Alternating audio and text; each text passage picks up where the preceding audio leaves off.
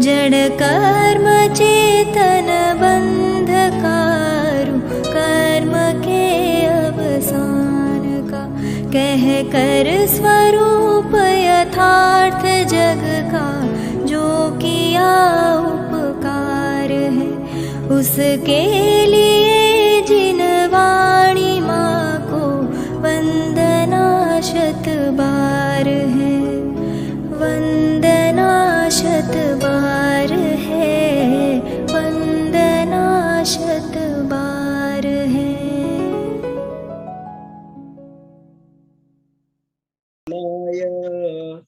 निर्धूत कलिलात्मने सालोकानां त्रिलोकानां यद्विद्या दर्पणायते, यद्विद्या दर्पणायते।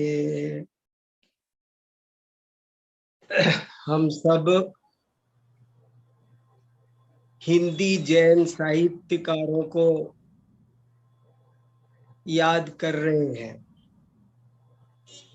एक बहुत अच्छी पंक्ति है कि जिसका करना चाहिए स्मरण उसका कर रखा है विस्मरण, जिसका करना चाहिए विस्मरण उसका करते रहते हैं स्मरण, और इसीलिए हो रहा है हमारा जन्म मरण। यदि हमको हमारा जन्म मरण मिटाना है तो हमें जिसका स्मरण करना चाहिए उसका स्मरण प्रारंभ करना चाहिए। हम लोग पहले जब तीर्थंकर थे तो उनसे मोक्ष मार्ग प्राप्त करते थे, बाद में बड़े बड़े ज्ञानी मुनिराज हुए, उनसे भव्य जीव मोक्ष मार्ग प्राप्त करते थे। लेकिन जब तीर्थंकर भी नहीं रहे, आचार्य भी नहीं रहे, तब जिन्होंने हमको मोक्ष मार्ग उपलब्ध कराया, हमें वीतराग जिन मार्ग बताकर हमारे ऊपर अनंत उपकार किया, वे हिंदी के बहुत बड़े बड़े धुरंधर पंडित जो गृहस्थ थे लेकिन फिर भी जल में कमल की तरह रहते थे, और उनका अद्भुत योगदान है, एक से बढ़कर एक सभी है। और उनमें से हम पिछले दिनों से अनेक बड़े बड़े विद्वानों को याद कर चुके हैं। हमने पंडित बनारसी दास जी, भगवती दास जी, भूधर दास जी, ब्यानत राय जी, दौलत राम जी, भागचंद जी, दीपचंद जी कासलीवाल, पंडित टोडरमल जी, जयचंद जी छाबड़ा, पंडित बुद्धजन जी, ऐसे अनेक महान कवियों का ये जैन धर्म के असली हीरो हैं। ये जैन धर्म संस्कृति, असली जैन संस्कृति को बचाने वाले, उसकी रक्षा करने वाले ये बहुत बड़े बड़े सैनिक हैं, और इनका योगदान हम सब समझ रहे हैं लगातार। तो आज का उसमें से हमारा विषय है पंडित सदासुख दास कासलीवाल। हमारा आज का विषय है पंडित सदासुख दास कासलीवाल। सदासुख दास कासलीवाल से सारी दुनिया परिचित है। पंडित सदासुख दास जी की रत्नकरंड की वचनिका, रत्नकरंड श्रावकाचार्य की टीका किसी मंदिर में ना हो, ऐसा आपको विश्व में शायद ही एक मंदिर मिलेगा। हर आदमी ने रत्नकरंड श्रावकाचार्य पढ़ा है, तो वो पंडित सदाशिव दास जी की टीका से भाषा वचनिका जिसको बोलते हैं उससे ही पढ़ा है। रत्नकरंड श्रावकाचार्य की भाषा वचनिका के लिए जिनकी कीर्ति अमर है, ऐसे पंडित सदाशिव दास जी के बारे में आज समझेंगे कि वे कौन थे, कैसे थे, कब हुए, क्या उनका परिचय, उन्होंने और क्या क्या ग्रंथ लिखे, उनका स्वभाव कैसा था और हमको उससे क्या शिक्षाएं मिलती है। ये हिंदी साहित्य के, जैन साहित्य के एक बहुत ही चमकते सितारे हैं। बहुत अद्भुत इनका व्यक्तित्व है, बहुत ही महान इनकी सेवाएं हैं। कितना भी इनके बारे में बात करो तो कम है। पंडित सदाशिवदास कासलीवाल, बड़ा दुर्भाग्य है कि हमारी समाज इन चीजों पर अच्छे से ध्यान नहीं देती है। इनके इतिहास को अच्छे से सुरक्षित करना चाहिए और आने वाली पीढ़ी को बताना चाहिए। एक बहुत सुंदर श्लोक है, अपूज्या यत्र पूज्यन्ते पूज्यानां च व्यतिक्रमः त्रीणि तत्र प्रवर्तन्ते दुर्भिक्षम मरणम भयम। कितना सुंदर और महत्वपूर्ण श्लोक है। इस श्लोक में ये लिखा है कि जहां पूज्यों का विस्मरण करके अपूज्यों को पूजा जाता है, उस समाज में 3 काम होते हैं। नंबर 1 दुर्भिक्ष, वहां दुर्भिक्ष पड़ता है। मरणम और भयम, वो समाज नष्ट हो जाता है, वो समाज दुर्बल हो जाता है। इसलिए सदाशिवदास जैसे महान नायकों को, जिनवाणी के सच्चे सपूतों को हमें याद करना चाहिए और उनका इतिहास संवारना चाहिए, सुरक्षित करना चाहिए। बहुत जरूरी है। अरे क्या इनके लिए हम कर सकते हैं, सोचो तो सही। हम इनकी सोने की मूर्ति बनाकर रखें चौराहे चौराहे पर, तब भी इनका उपकार नहीं चुका सकते। उस जमाने में इन्होंने भगवती आराधना की टीका लिखी और भी क्या क्या अभी चर्चा करते हैं हम। इन्होंने बड़े बड़े काम किए हैं।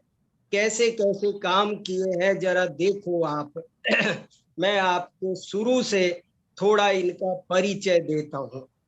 पंडित सदाशिवदास जी कासलीवाल, इनका जन्म आज से ठीक 226 वर्ष पहले चैत्र कृष्णा चतुर्दशी को विक्रम संवत 1852 में जयपुर में हुआ था। चैत्र कृष्णा चतुर्दशी विक्रम संवत 1852 में जयपुर में इनका जन्म हुआ था। और ये डेट हमको कैसे पता चली? ये डेट हमें ऐसे पता चली कि उन्होंने रत्नकरंड श्रावकाचार्य की वचनिका के अंत में एक दोहा लिखा है।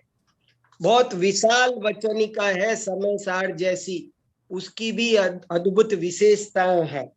और उसमें एक बात अंत में लिखी है, संबत 1920 चैत्र कृष्ण 14 निज शीस पूर्ण कर स्थापन किया शुभ उद्यम कर निज फल लिया 68 बरस जु आयु के बीते तुझ आधार शेष आयु तव शरण ते जाओ यही मम सार।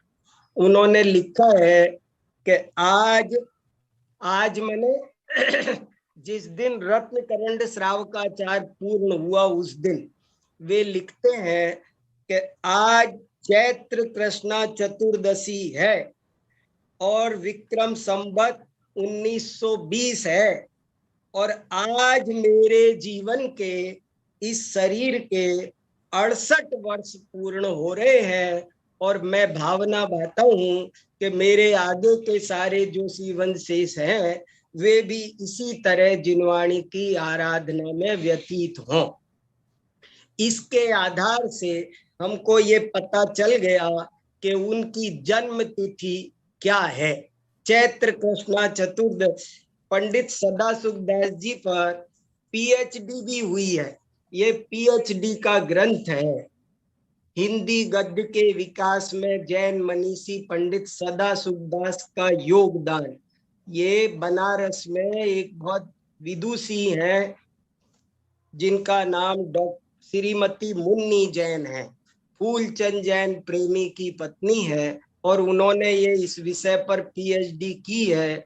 मैंने ये पूरा थीसिस भी आपके लिए पढ़ा और देखा कि क्या क्या उनके बारे में जानकारी मिलती है, और वो सब बातें आपको बता रहा हूँ।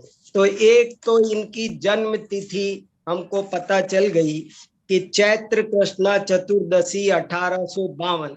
1852 का मतलब हो गया आज से 225 वर्ष पहले।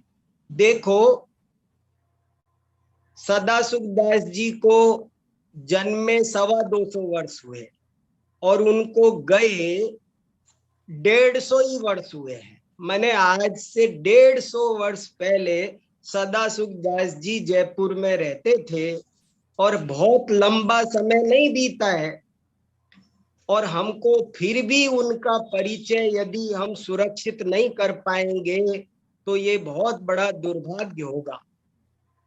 उन्होंने जब शरीर छोड़ा है वो तिथि है भाद्रपद कृष्णा 11 एकादशी विक्रम संवत 1922। टोडरमल जी गए थे 1823 में। माने टोडरमल जी की मृत्यु को 100 वर्ष हो गए थे जब इनकी मृत्यु हुई थी, और दौलत राम जी 6 डाला लिख चुके थे। दौलत राम जी को 6 डाला लिखे 30 वर्ष हो गए थे। माने सदासुखदास कासलीवाल बहुत प्राचीन नहीं है, लेकिन फिर भी हमें उनका परिचय ढूंढने में बहुत परेशानी हुई। तो अभी भी अगर हमको उनका को जितना परिचय मिलता है, यदि हम उसको सुरक्षित नहीं रखेंगे तो वो भी सब हो जाएगा। ये पंडित सदासुखदास जी का घर अभी भी है। जयपुर में एक मणियारों का रास्ता है जहाँ पर हमारा संस्कृत कॉलेज है। मैं वहां पर पढ़ने जाता था, और बहुत सारे लोग वहां पढ़ने जाते थे। बहुत बड़ा विशाल विद्यालय पंडित चैन सुखदास जी का। उस वो मणियारों के रास्ते में एक डेडा का मंदिर है, और उस डेडा का मंदिर में वो उनका गृह चैत्यालय था, और वहीं पर उनका घर था। वो वहीं रहते थे, और वहीं पर उनका बहुत बढ़िया मंदिर था, और उसके बगल में बड़े दीवान जी का मंदिर है। वहां पर वे रोज शाम को प्रवचन करते थे, और सुबह सुबह अपने डेडा का के मंदिर में ही पूजा पाठ करके थोड़ी देर प्रवचन करते थे, और फिर सीधे वे जयपुर दरबार में सर्विस पर जाते थे। पंडित सदासुखदास जी सर्विस करते थे। उस समय सवाई राम सिंह जी वहां के राजा थे। दीवान अमरचंद पाटनी गोदी का वो थे, और वहां पर ये गुमास्ता थे। बहुत बड़े सारे मुनिमों के हेड थे गुमास्ता। 8 रुपया महीना इनको वेतन मिलता था। अमरचंद पाटनी खिंदू का, गोदी का ने खिंदू का थे, वो दीवान थे वहां पर। और कासलीवाल में भी इनका वंश डेडा का बचता था। डेडा का वहां देखो क्या होता है, बहुत सारी जातियां हमारे देश में है। भरत चक्रवर्ती ने 4 वर्ण स्थापित किए, बाद में धीरे धीरे धीरे धीरे बढ़ते चले गए। तो वैश्य में भी अनेक वर्ग बन गए, अग्रवाल, खंडेलवाल। तो ये खंडेलवाल वंश के थे, और खंडेल वालों में भी बहुत सारे गोत्र होते हैं। उन बहुत सारे गोत्रों में से कांसलीवाल इनका गोत्र था, और डेडा का ये बचते थे। कोई कोई वजह होती है तो उसकी वजह से वहां पर वंशों के नाम पड़ जाया करते हैं। इनके पिताजी का नाम दुलीचंद कासलीवाल था, और इनके गुरुजी जयचंद जी छाबड़ा थे। सदा सुखदास कासलीवाल के गुरुजी कौन थे? पंडित जयचंद जी छाबड़ा। और इनके शिष्य, बहुत सारे शिष्य थे, बहुत लोगों को ये पढ़ाते थे दिन भर। और उनमें से जो बड़े बड़े शिष्य हैं, जो बहुत इनकी तरह विद्वान बने, लेखक बने, वक्ता बने, उनमें से एक पंडित पन्नालाल संगी दूनी वाले, एक पंडित पारसदास निगोटिया, वो इनके बड़े बड़े शिष्य रहे। और इस तरह से, और सवाई राम सिंह द्वितीय, राम सिंह नाम के भी 2-3 राजा हुए। सवाई राम सिंह जी जो द्वितीय, सेकंड नंबर के थे, वो थे। सदा सुखदास जी के बारे में हमारी समाज को थोड़ा जागृत होना चाहिए, और उनके योगदान को और सुरक्षित करना चाहिए। हालांकि प्रेरणा देने से कुछ काम होते हैं, जैसे ये पीएचडी हुई है। ऐसे ही अजमेर में एक सदा सुखदास ग्रंथमाला भी चलती है। पूनम चंद जी लुहाड़िया थे, उन्होंने सदा सुखदास जी के नाम पर एक ग्रंथमाला शुरू की, जिसने रत्नकरंड, श्रावकाचार आदि अनेक ग्रंथों का प्रकाशन किया। तो वो भी उनका एक बहुत बड़ा योगदान है। इसके अलावा भी इनकी और बहुत सारी विशेषताएं थी।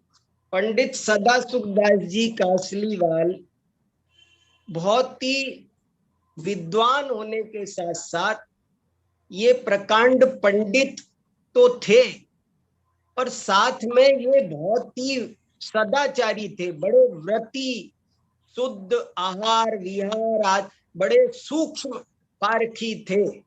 सदा सुखदास कासलीवाल जी और उनकी ये रत्नकरंड श्रावकाचार की वचनिका, वो मेरे पिताजी को बहुत ज्यादा प्रिय थी। वो निरंतर पढ़ा करते थे बहुत, और उनके जीवन पर इसने बहुत ज्यादा प्रभाव डाला। मेरे पिताजी जन्म से जैन नहीं थे, लेकिन उनको पद्म पुराण ने और ये रत्नकरंड श्रावकाचार ने ही पक्का जैन बनाया। वो इस रत्नकरंड श्रावकाचार का 20 बार शुरू से अंत तक स्वाध्याय कर चुके थे, वो भी पांडुलिपि से, छपा हुआ नहीं, ओरिजिनल। पंडित सदा सुखदास जी ने अपने हाथ से जो रत्नकरंड श्रावकाचार लिखा है, वो अभी मिलता है। मैंने आपको उसकी फोटोकॉपी ग्रुप पर भेजी है, उनके हाथ से लिखी हुई। कोई दिखा सकता है, उसमें मुझे आता नहीं, मैंने ग्रुप पर डाला है। पंडित सदा सुखदास जी की कैसी राइटिंग थी, वो कैसे अपने हाथ से ग्रंथ लिखते थे, मैंने वो कॉपी आज आपको ग्रुप पर सब देख सके इसलिए डाली है। तो वो उस पांडुलिपि को मेरे पिताजी पढ़ा करते थे। और इसमें देखो किसी ने शेयर कर दी, बहुत बहुत धन्यवाद। सर्वोदय अहिंसा संजय जी ने, आप इसको बड़ा करके देख सकते हैं। और नीचे साफ साफ लिखा है, पंडित सदा सुखदास जी द्वारा उन्हीं की लेखनी से लिखित रत्नकरंड श्रावकाचार, उन्होंने अपने हाथ से लिखा है। अब आप पूरी बात इसमें से समझ सकते हो, कैसी उनकी भाषा है, क्या उनकी शैली है। तो वो पंडित सदा सुखदास जी के ऐसे ग्रंथ हैं, और वो सब हमको बहुत अभी भी कुछ ग्रंथ अप्रकाशित हैं, वो प्रकाशित होने चाहिए, और कुछ ग्रंथ मिल नहीं रहे हैं, उनको खोजना चाहिए। देखो, अब मैं आपको बताता हूं कि पंडित सदाशिवदास जी ने क्या क्या ग्रंथ लिखे हैं। आपको ग्रंथ सुनाता हूं। देखो, पंडित सदाशिवदास जी ने एक ग्रंथ तो ये रत्न करंड श्रावकाचार, रत्न करंड श्रावकाचार का कोई मुकाबला नहीं। जिसने रत्न करंड श्रावकाचार नहीं पढ़ा वो वास्तव में वो जैन नहीं, क्योंकि पहला श्रावकाचार है, वो पहला, सबसे पहला। और उस श्रावकाचार में एक श्रावक को कैसा होना चाहिए, समंत भद्राचार्य ने लिखा। और फिर सदाशिवदास जी तो और भी सुपर है, वो उस बात को बिल्कुल खुलासा कर करके समझाते हैं। और आज के जमाने में क्या क्या बातें हैं वो अपनी तरफ से जोड़ते हैं। पंडित सदाशिवदास जी ने केवल अनुवाद नहीं किया, बल्कि एक एक श्लोक को 10-10 पन्ने में लिखा खुलासा।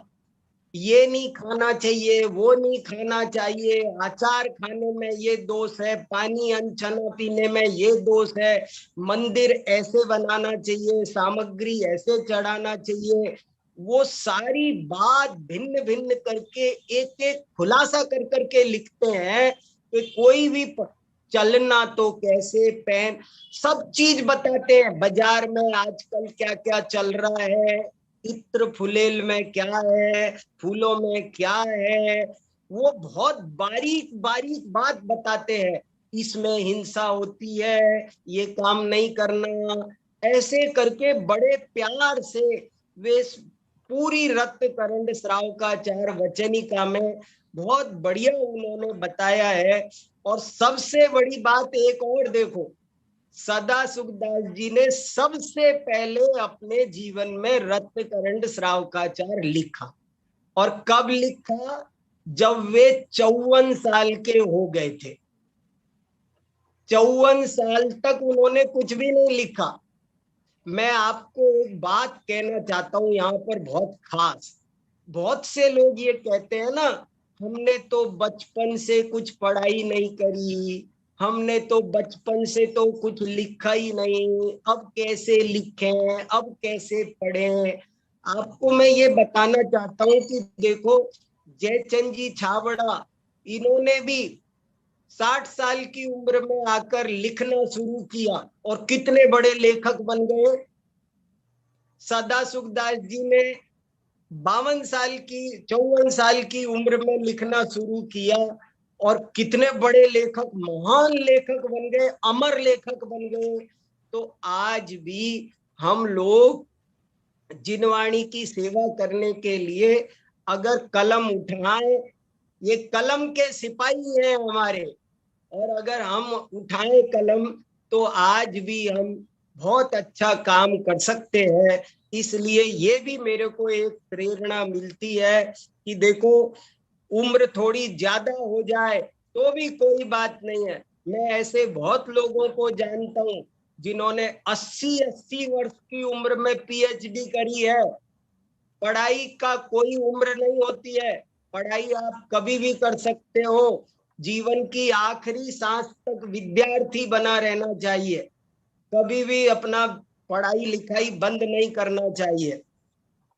तो ये उन्होंने 2 साल लगे, पूरी 2 साल में उन्होंने पूरी रत्न करंड श्रावकाचार की वचनिका लिखी, 2 साल लगातार। इसके बाद इन्होंने तत्वार्थ सूत्र की टीका लिखी। ये तत्वार्थ सूत्र भी एक अजब गजब का ग्रंथ है। जितने भी लेखक हुए उन्होंने सबने तत्वार्थ सूत्र को पढ़ा, लिखा, अपनी शक्ति अनुसार उसकी व्याख्या करी। तो तत्वार्थ सूत्र एक जरूरी से जरूरी स्वाध्याय करने लायक ग्रंथ है, क्योंकि इसमें सारी जिनवाणी आ जाती है। जिसने तत्वार्थ सूत्र पढ़ लिया ना, समझो उसने सब पढ़ लिया। तत्वार्थ सूत्र में क्या नहीं है, उसमें सब कुछ है। सम्यक दर्शन, सम्यक ज्ञान, सम्यक चारित, सात तत्व, चार निक्षेप, नय, प्रमाण, अणुव्रत, महाव्रत, छह द्रव्य, गुप्ति, समिति, संवार, निर्जरा, ध्यान, प्रायश्चित, कोई टॉपिक छूटा नहीं जो तत्वार्थ सूत्र में नहीं आया हो। तो वो तत्वार्थ सूत्र इन्होंने उसकी टीका लिखी। इसके बाद जब इन्होंने ये टीका लिख दी तो एक बनारस के पास आरा जगह है, आरा में एक पंडित परमेष्ठी दास जी थे, उन्होंने तत्वार्थ सूत्र की एक टीका लिख रहे थे, अर्थ प्रकाशिका, अर्थ प्रकाशिका, और वो उन्होंने 5000 श्लोक प्रमाण लिख ली थी और कहा कि अब मेरे बस का नहीं है। वो उसको सदा सुखदास जी के पास भेज दिया कि आप इसे पूरी करो, और सदा सुखदास जी ने फिर से तत्वार्थ सूत्र की रत्नकरंड श्रावकाचार्य से भी बड़ी है, 11,000 श्लोक प्रमाण अर्थ प्रकाशिका, वो तत्वार्थ सूत्र की बड़ी सरल सुबोध सुंदर टीका है, वो उन्होंने पूरी करी। तो दूसरी तीसरी रचना, पहली हो गई रत्नकरंड श्रावकाचार्य, दूसरी हो गई तत्वार्थ सूत्र, तीसरी हो गई फिर तत्वार्थ सूत्र अर्थ प्रकाशिका, फिर भगवती आराधना वचनिका लिखी इन्होंने। भगवती आराधना, भगवती आराधना शिव कोटि आचार्य का बहुत विशाल 2200 गाथाएं हैं, और ये एक तरह का मृत्यु विज्ञान है। आपको जीने के तरीके तो सब सिखाते हैं, और जैन धर्म मरने का तरीका भी सिखाता है, मरने की कला सिखाता है। तो ये मृत्यु की कला सिखाने वाला बहुत अद्भुत ग्रंथ है भगवती आराधना, और इस पर उन्होंने बहुत विशाल काय वचनिका लिखी, तो वो भी बहुत पढ़ने लायक है। और तब लिखी थी जब इसका हिंदी अनुवाद नहीं मिलता था ये। और आप हमेशा देखो गजब की बात, माने ये प्राकृत के बड़े विद्वान थे। फिर एक अकलंकाष्टक स्तोत्र है, 8 बड़े अच्छे बड़े छंद श्लोक है संस्कृत के, इन्होंने उसकी भी विशाल वचनिका लिखी है विस्तार से, एक एक श्लोक पर 4-4, 6-6 पेज में वचनिका लिखी है। तो वो भी बहुत बढ़िया, विक्रम संवत 1995 में वो लिखी है। फिर एक मृत्यु महोत्सव वचनिका, वचनिका समझ गया ना, वचनिका मैंने टीका, मृत्यु महोत्सव वचनिका। ये मृत्यु महोत्सव नाम भी गजब का है। जन्म तो होता है उत्सव, विवाह होता है उत्सव, सब काम को तो कहा उत्सव, और मृत्यु को कहा महोत्सव। तो ये मृत्यु महोत्सव ये 1918 में उन्होंने लिखा था, और ये बाद में रत्नकरंड श्रावकाचार्य का भी पार्ट बना। और ये जो 18 श्लोक है ये बहुत पहले से प्रचलित है, किस आचार्य ने कब लिखे। मृत्यु मार्गे प्रवर्तस्य वीतरागो ददातु मे, समाधि बोध पाथेयम यावन मुक्तिपुरी पुरः। ऐसे 18 अनुष्टुप श्लोक हैं, और उन 18 अनुष्टुप श्लोकों को ही इन्होंने वचनिका लिखकर बहुत विस्तार कर दिया। आपको एक गजब की बात बताऊं, रत्नकरंड श्रावकाचार्य में एक भावना अधिकार है, भावना अधिकार, और वो बिल्कुल ऐसा है जैसे कोई स्वतंत्र ग्रंथ हो। और वो किसी एक श्लोक में टॉपिक आ गया और लिखते चले गए, और कितने पेज लिखे, 225 पेज, 225 पेज, माने एक श्लोक की टीका 225 पेज में एक श्लोक की टीका 225 पेज, और फिर उसका नाम रख दिया भावना अधिकार। तो उसमें कैसी भावना होनी चाहिए, सब भावनाएं, 16 कारण भावना, 12 भावना, नाना प्रकार की भावनाओं का बहुत सुंदर वर्णन किया उन्होंने। और उसमें एक जगह ऐसा भी लिखा कि मैं समय सार भावना भी एक ऐसी ही विस्तार से लिखना चाहता हूं, लेकिन वो नहीं लिख पाए। उनकी इच्छा बहुत थी कि मैं एक समय सार भावना लिखना चाहता हूं, लेकिन वो नहीं लिख पाए। इसके बाद में इन्होंने एक नित्य नियम पूजा, खुद बहुत रोजाना पूजा करते थे। तो बहुत इनका ये कहना था कि पूजा करो पर अर्थ समझ के करो। तो लोग कहते थे हमें अर्थ बताओ आप। तो इन्होंने एक नित्य नियम पूजा वचनिका नाम की किताब लिखी है, और वो यहीं से शुरू होती है, ओम जय जय जय नमोस्तु नमोस्तु नमोस्तु नमो अर्यंताणम नमो सिद्धाणम। और उसका पूरे का हिंदी में अर्थ लिखा है, मैंने पूजाओं का हिंदी में अर्थ लिखा है। एक काम इन्होंने ये किया। एक इनकी बहुत बढ़िया इंपॉर्टेंट रचना है, उसका नाम है समय सार नाटक टब्बा टीका। समय सार नाटक टब्बा टीका। समय सार नाटक समझ गए, जो बनारसी दास जी ने लिखा था, उससे ये इतने प्रभावित हुए कि वो सब लोग उसको पढ़े जरूर से जरूर। उसमें बहुत मर्म है ये बताने के लिए उन्होंने उसकी टब्बा टीका लिखी। एक एक टब्बा टीका मतलब एक एक शब्द का अर्थ लिखा। तो वो उन्होंने टब्बा टीका लिखी। फिर ऐसा कहते हैं कि इन्होंने एक न्याय दीपिका ग्रंथ की भी वचन, ये न्याय दीपिका ग्रंथ है, ये न्याय का एक ग्रंथ है न्याय दीपिका। और इसकी भी कहते हैं कि उन्होंने एक वचनिका लिखी। उनकी बारे में बार बार उल्लेख मिलता है कि सदाशिवदास जी ने न्याय दीपिका वचनिका लिखी, लेकिन वो वचनिका अभी तक कहीं मिली नहीं है। किसी को मिले तो हमें बताने की कृपा करे, उसको उसका संपादन प्रकाशन करेंगे। न्याय दीपिका न्याय का बहुत बढ़िया ग्रंथ है। मैं आजकल शुक्रवार शनिवार को इसे पढ़ाता हूँ, और इसकी उन्होंने बहुत बढ़िया अनुवाद वचनिका लिखी है, लेकिन वो अभी तक हमको किसी को भी मिली नहीं है। ये पीएचडी करने वालों को भी नहीं मिली है। उन्होंने भी यही लिखा है कि हमने बहुत ढूंढा लेकिन हमको मिली नहीं है। तो वो मिले तो बहुत बढ़िया काम हो जाए, तो वो भी करना चाहिए। फिर एक ऋषि मंडल पूजा की भी इन्होंने वचनिका लिखी है। उसमें सारे उस पूजा को बहुत विस्तार से अर्थ सहित बताए।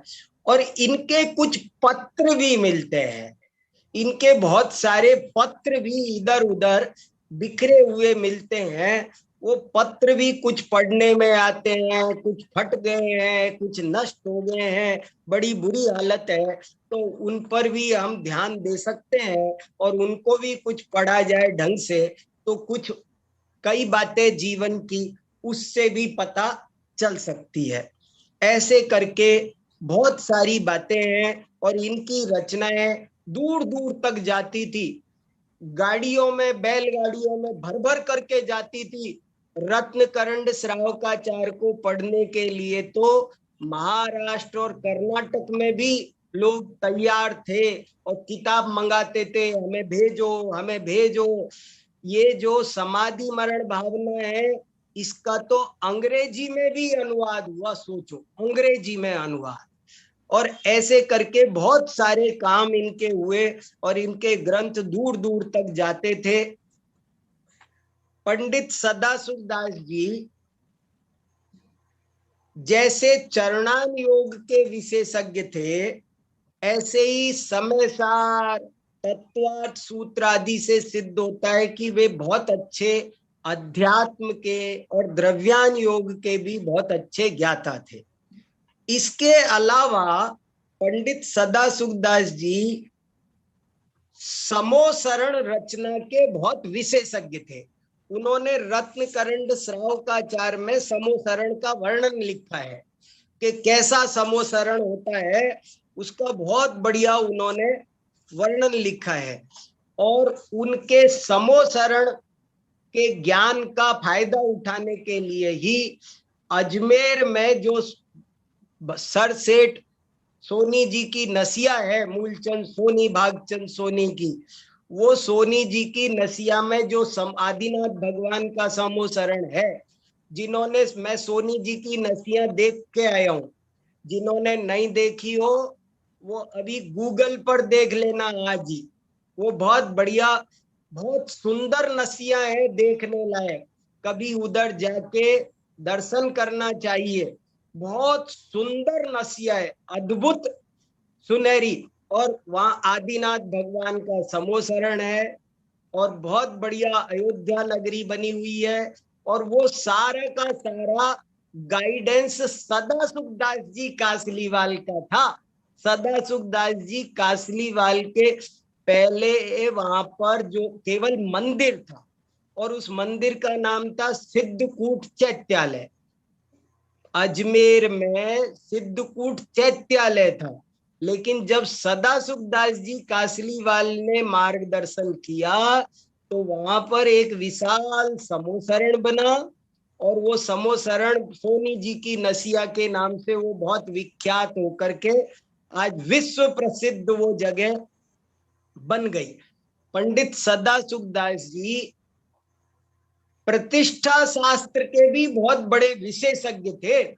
दूर दूर से लोग उनसे पूछने आते थे, मूर्ति कैसी होनी चाहिए, कहाँ विराजमान करें, मानस स्तंभ कैसा होना चाहिए, ये सब बातें भी वो जानते थे और सबको बताते थे।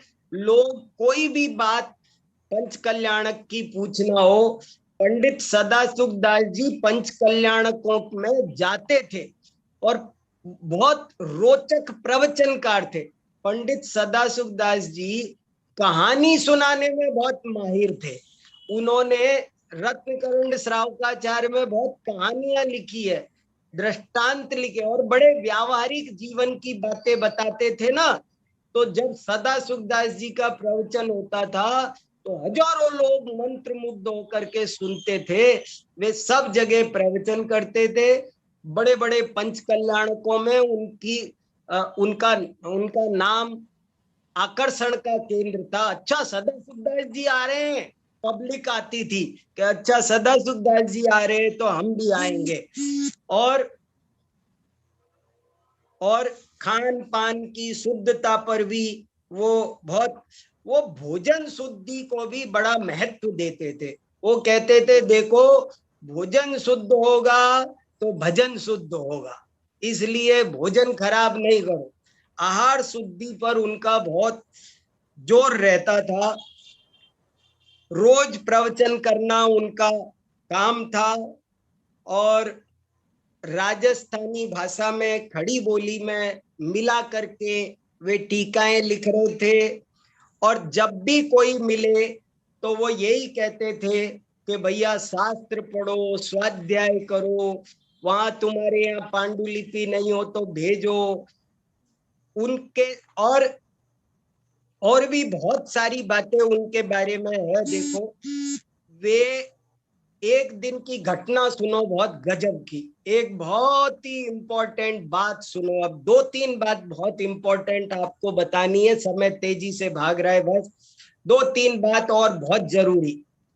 पंडित सदा सुखदास जी राज दरबार में गुमास्ते थे, सारे वकील मुनीमों के हेड। तो सारे मुनीमों की तनख्वाह बढ़ गई थी और इनकी तनख्वाह नहीं बढ़ी। कौन बढ़ाए? ये खुद तो तनख्वाह बढ़ाने वाले थे। तो सबको इंक्रीमेंट मिल गया, इनको नहीं मिला था। और वो भी पता कैसे चला, वो भी सुनो एक गजब की बात, कि एक दिन राज दरबार में सदा सुखदास जी नहीं थे और चर्चा चल रही थी कि सदा सुखदास जी बहुत ही बढ़िया आदमी है। बोले साहब बहुत यशस्वी है, और पूजा करना, न्याय नीति पर रहना, शुद्ध खान पान रखना, कर्तव्यनिष्ठ, ऐसा हीरा है, ऐसे आदमी कहाँ मिलते हैं, ऐसे बात चल रही थी राज दरबार में। राजा भी बैठे थे, राम सिंह जी। तो तब पता चला कि साहब उनकी तो तनख्वाह ही नहीं बढ़ी है जब से सर्विस लगी तब से अब तक। 30 साल हो गए, अब तक तनख्वाह नहीं बढ़ी। तो उन्होंने बुलाया और कहा कि आपकी तनख्वाह नहीं बढ़ी, ये क्या बात है? तो अब हम आपकी तनख्वाह बढ़ाते हैं, आपकी सैलरी डबल करते हैं।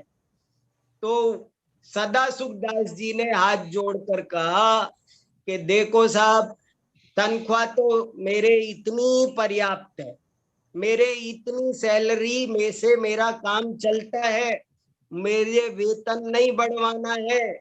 और अगर आप प्रसन्न हैं तो आप मेरा टाइम कम कर दो, ताकि मैं और ज्यादा साहित्य साधना, धर्म साधना कर सकूं।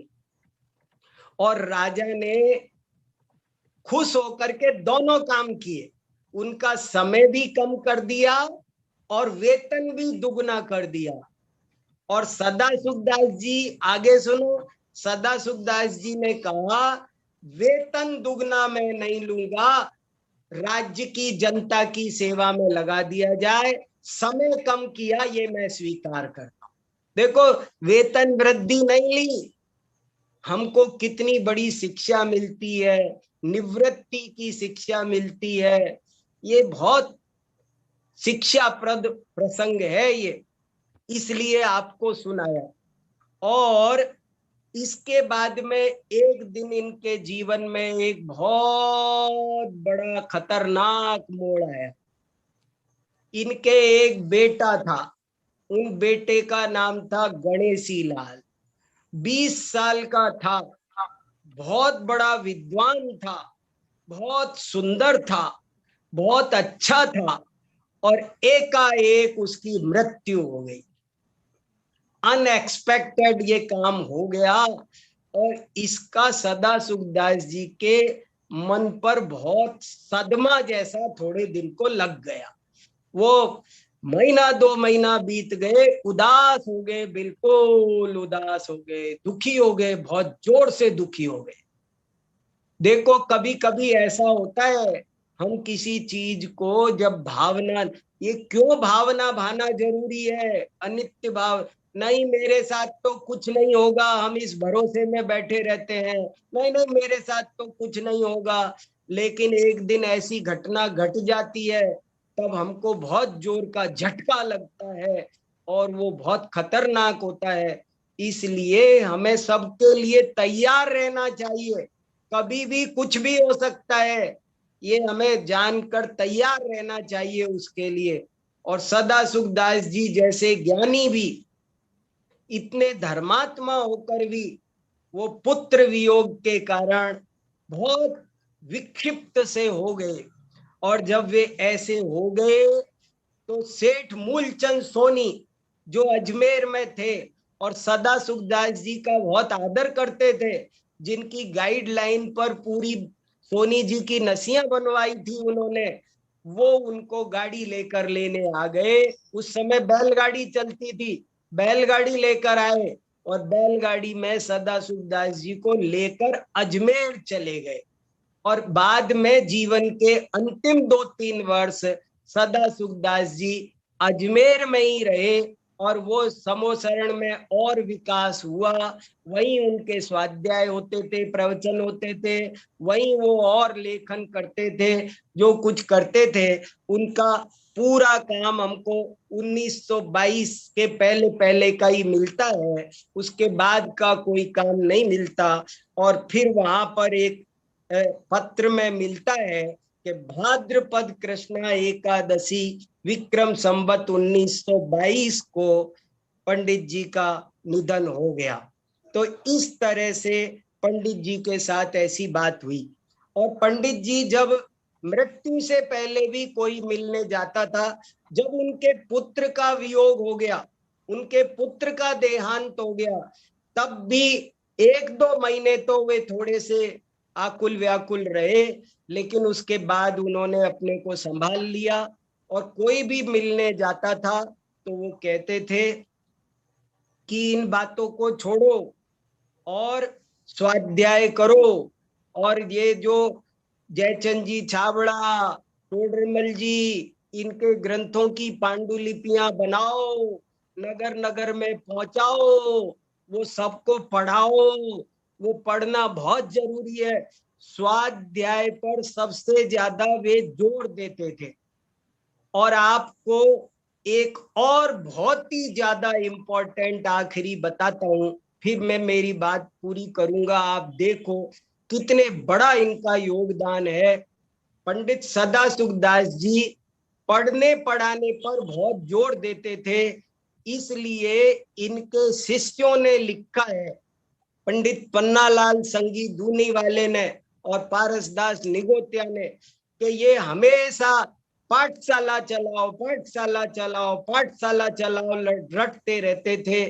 तो इनकी प्रेरणा से मणियारों के रास्ते में एक पाठशाला प्रारंभ हुई और वही पाठशाला आगे चलकर दिगंबर जैन आचार्य संस्कृत महाविद्यालय बना, जिसको आज 125 साल हो गए।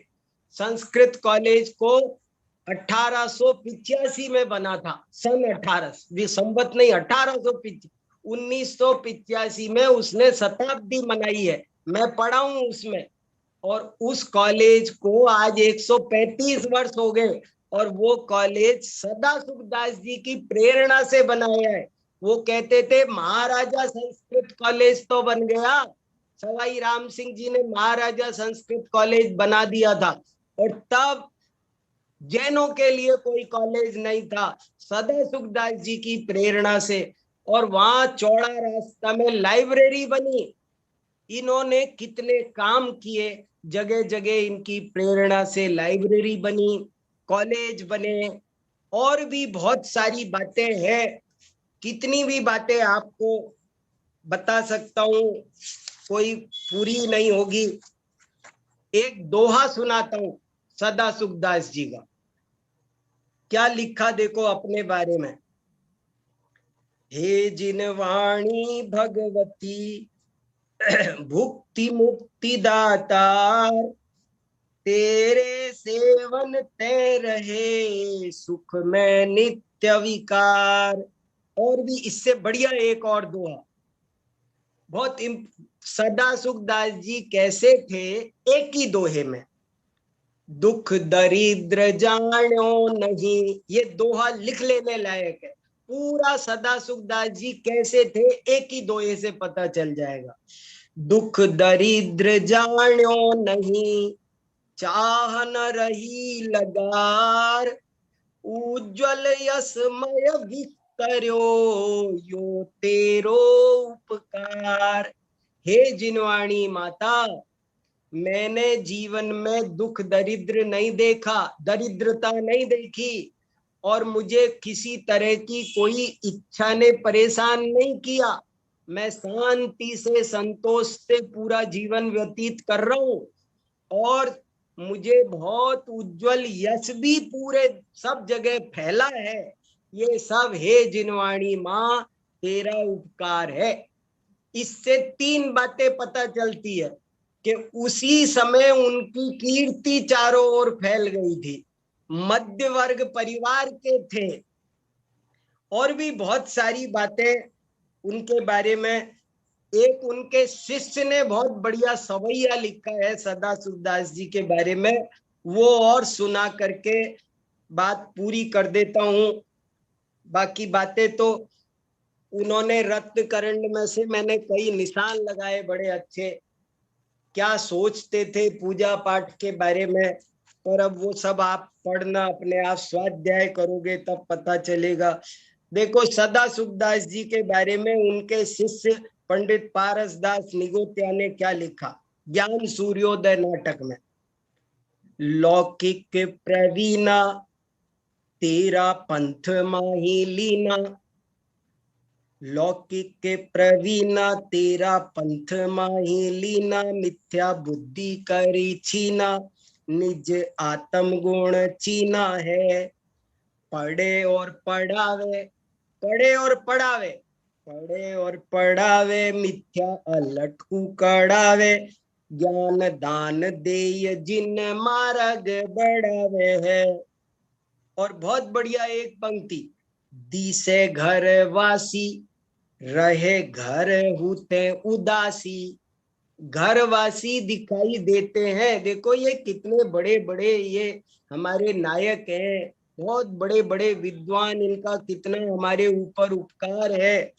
हमारे जैसे ही थे ये, घर थे, पत्नी, बच्चे, नौकरी, सब झंझटों के बीच में भी इन्होंने आत्मा का और जनता का सबका कल्याण किया। दिसे घर वासी रहे घर उते उदासी, जिन मार्ग प्रकाशी जाकी कीरत जग भासी है। कहाँ लो कही जे गुण सागर सदा सुख झुके, ज्ञानामृत पिय बहु मिथ्या विश्वनाशी है। सदा सुखदास जी लौकिक में भी प्रवीण, तेरा पंथ में लीन, मिथ्या बुद्धि से रहित, आत्मज्ञानी, पढ़ना पढ़ाने वाले, ज्ञान दान देकर जिन मार्ग को बढ़ाने वाले, घर में रहते हुए भी घर से उदासीन रहने वाले, जिन मार्ग के प्रकाशी, उनके गुण कोई कह नहीं सकता, ऐसे गुण है। ज्ञानामृत का हमेशा पान करने वाले ऐसे महान विद्वान सदा सुखदास जी थे। मैंने आपको थोड़ा बहुत उनका परिचय और योगदान जितना मैं समझ पाया बताया। अब आपको किसी को कोई बात कहनी हो तो कहो भैया, मैं इसी के साथ मेरी बात तो पूरी करता हूँ। जय जिनेन्द्र। हाँ कोमल जी। बहुत ही प्रेरणादायक था। हाँ ये जो पाठशाला की बात जो आपने कही वो तो बहुत ही अच्छी थी। वो पाठशाला बाद में कॉलेज बन गया जयपुर में। वो कॉलेज अभी भी वर्ल्ड फेम कॉलेज है, दिगंबर जैन संस्कृत आचार्य महाविद्यालय, और बहुत बड़ा कॉलेज है। हम सब वहाँ टोडरमल स्मारक के विद्यार्थी भी वहीं पढ़ते हैं। संगानेर में गुरुकुल है, उसके विद्यार्थी भी वहीं पढ़े। हजारों विद्यार्थी को वहाँ पंडित चैन सुखदास जी वहाँ प्रिंसिपल थे। बताओ, वो कॉलेज जिसने बनाया, जिसने प्रेरणा दी, वो सदा सुखदास जी। किसी को पता नहीं होगा अभी। सही है बात। हाँ बताइए। एक आपसे रिक्वेस्ट है। हाँ बोलिए। तो आप ये डेट्स बोलते हैं ना, वो हमें समझ में नहीं आता। आप ये इंग्लिश में भी बोलिए। उनको मैं आप जब बोलते हो ना तब मैं लिखती हूँ। हाँ ठीक है, वो एकदम बैठता नहीं है। हाँ 1852 वो बर्थडे है, 1852 और 1923 विक्रम संवत 71 ईयर्स की इनकी एज थी। इनकी टोटल एज थी 71 ईयर, और विक्रम संवत के हिसाब से 1852 में इनका बर्थ हुआ और 1923 में इनकी डेथ हुई। और 1904 में ये शिखर जी की यात्रा की थी, 1919 में हस्तिनापुर की यात्रा की थी। अब ये सब रिकॉर्ड खो जाएंगे अगर हम लोग लापरवाही रखेंगे तो। आज से 500 साल बाद कोई जानेगा नहीं। ये सब चीजें लिखनी चाहिए, सब सुरक्षित रहनी चाहिए। हमको हमारा इतिहास, गौरवशाली इतिहास सुरक्षित रखना चाहिए। ये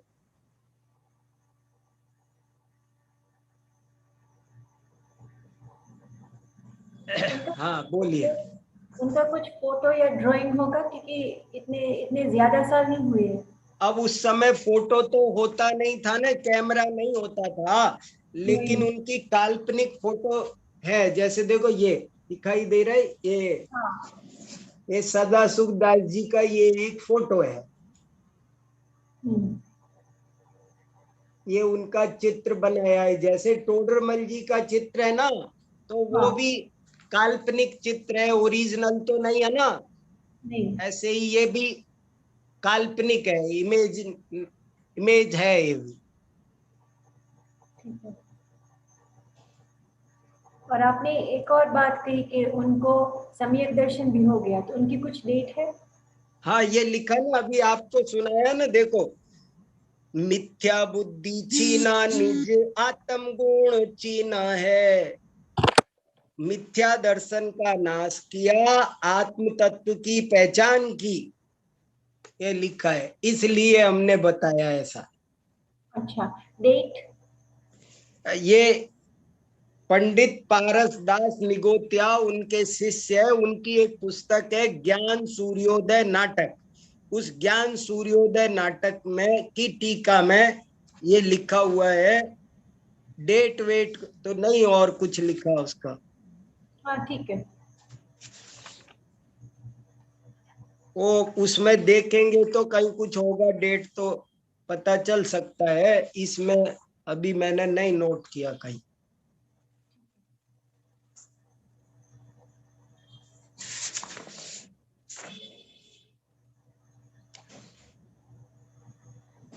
इनके पास भी बहुत पत्र आते थे, पत्राचार द्वारा शंका समाधान करते रहते थे, रोज पत्र लिखते थे। हाँ संतोष बहन जी बोलिए। नमो जिनानम गुरु जी। हाँ नमो जिनाणम। तो जैसे इनकी जो ऋषि मंडल पूजा वचनिका और हाँ नित्य नियम पूजा, हाँ, तो इनका स्वाध्याय हम कैसे कर पाएंगे? अभी देखो, नित्य नियम पूजा की वचनिका तो हमने देखी है, ऋषि मंडल वाली पूजा वचनिका मैंने भी नहीं देखी, अभी मिली। ये बड़ी अच्छा। दिक्कत है हमारे यहाँ। किताब, असली किताबें, वैसे हमारी समाज बहुत किताबें छपाने में माहिर है, अशुद्ध। कोई भी किताबें मंदिर में रोज आती है, कोई भी छपाता है कुछ भी, लेकिन हाँ। जो हमारे ओरिजिनल ग्रंथ है, जो हमारा साहित्य है, वो मिलता तक नहीं है। अब मुझे बोलना होता है, मैं 15 दिन से खोज रहा हूँ, ये किताबें नहीं मिल रही, मैं क्या करूं बताओ आप। बहुत मुश्किल है। हाँ, इनकी ओर हमारे किसी का ध्यान नहीं है। कभी जानने की कोशिश नहीं की, बस जितना मिला उतना ही पढ़ लिया। हाँ, अब ये चीजें अवेलेबल तो रहनी चाहिए ना, कि भाई ये है। जी। अभी जैसे मुन्नी देवी ने जब इसकी जब थीसिस लिखी, तो उनके हाँ पास तो काफी मैटर होगा। हाँ हाँ, उनके पास होगा जरूर। हाँ उनको अनेकांत जी को पूछ सकते हैं आप, तो हाँ। वही बता नहीं, देंगे। आजकल तो उनके मुन्नी दीदी के भजन भी बहुत अच्छे आते हैं। हाँ, तो आप उनसे बात कर लेना, वो कुछ और भी नई नई बातें कुछ बता देगी। हाँ, उनसे ज्ञान लेना चाहिए। हाँ हाँ, जी गुरु जी, नमो नमो।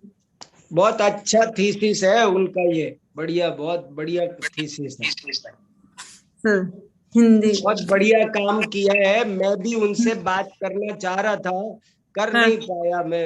मैं भी हाँ। व्यस्त हो गया ऐसे ही। आप तो क्या व्यस्त ही है। हाँ ठीक है गुरु जी, बात बहुत करनी है अच्छा, उनसे। नमो thank you, NaMo. Thank you. ठीक है कोमल जी, 10 बज गए।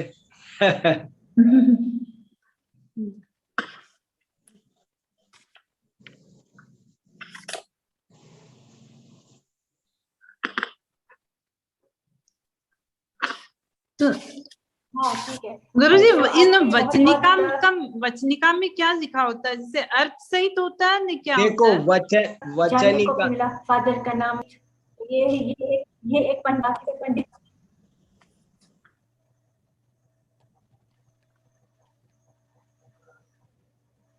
हेलो, हाँ जी गुरु जी। वचनिका का मीनिंग होता है ट्रांसलेशन। अच्छा वास्तव में वचनिका कुछ नहीं है, ट्रांसलेशन है। लेकिन अच्छा। ट्रांसलेशन और वचनिका में थोड़ा सा फर्क ये है कि वो केवल ट्रांसलेशन नहीं होता, थोड़ा एक्सप्लेनेशन भी होता है।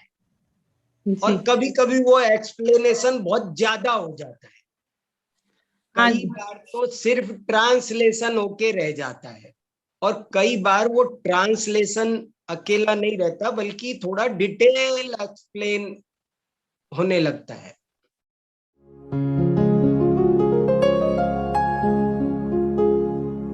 निज निधि निज में बताए, यह अनंत उपकार है उसके लिए जिन वाणी माँ को वंदना शत बार है, वंदना शत बार है, वंदना शत बार है।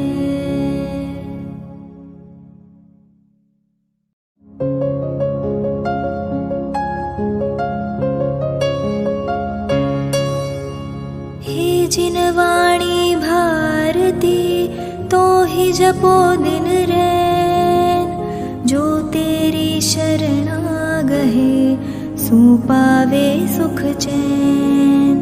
जा वाणी के ज्ञान ते सूझे लोकालोक, सो वाणी मस्तक नवो सदा देत हो ढोक।